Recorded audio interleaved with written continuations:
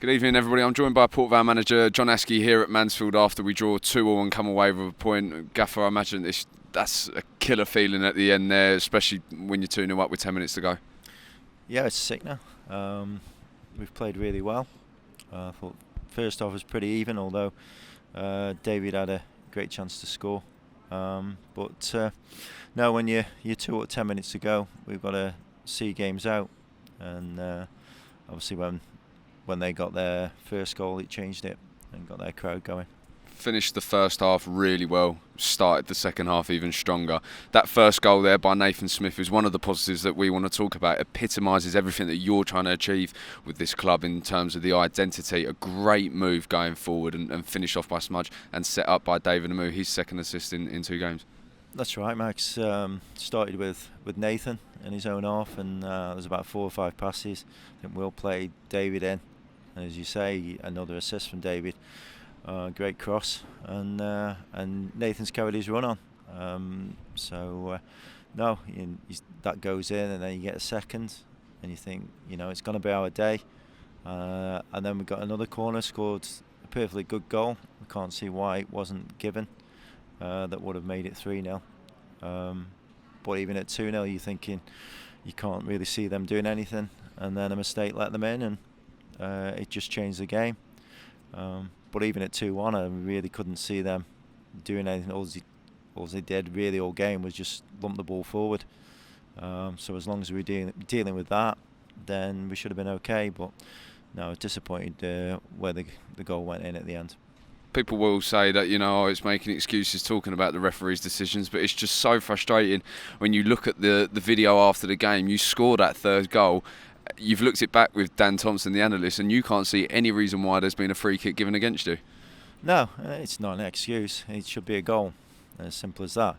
And then, as we all know, goals change games. Even though we're 2 up, that third seals it with sort of 10 minutes to go. So disappointed with that decision, but more disappointed that we've conceded 2 goals.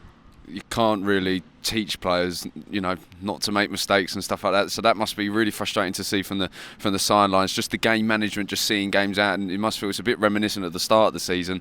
But there's obviously quality and the potential in this team to see games out. It's just about the mentality, I imagine. Yeah, we're playing well, and if we had seen games out, we'd be nearly top of the table. But maybe other teams are saying that as well. But the main thing is we are scoring goals. We are getting in front. We just got to find a way now of making sure that we finish games off.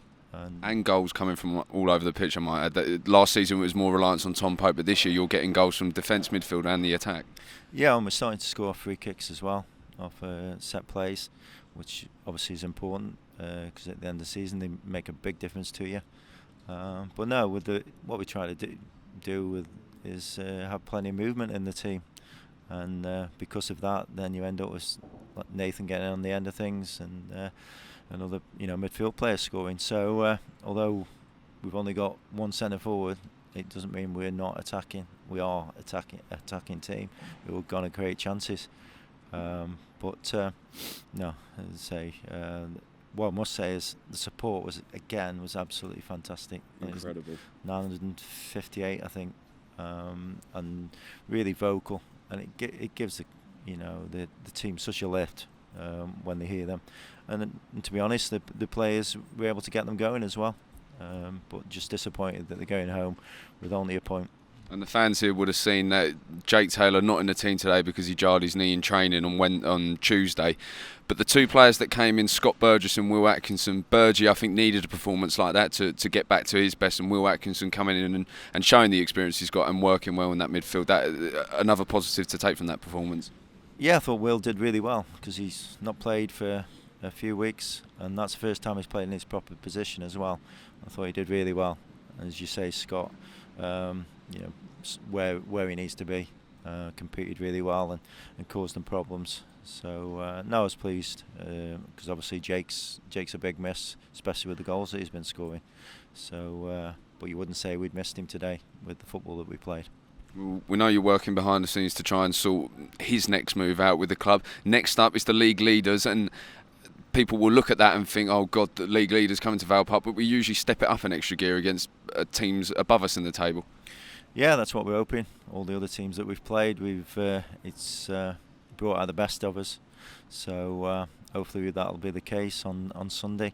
But no, it'll be a tough game because I think Swindon are probably the best team in the league at the moment, and I think they'll get promoted. But no, it'll be a good test for us, and hopefully we can get the results as we've done against the other top teams.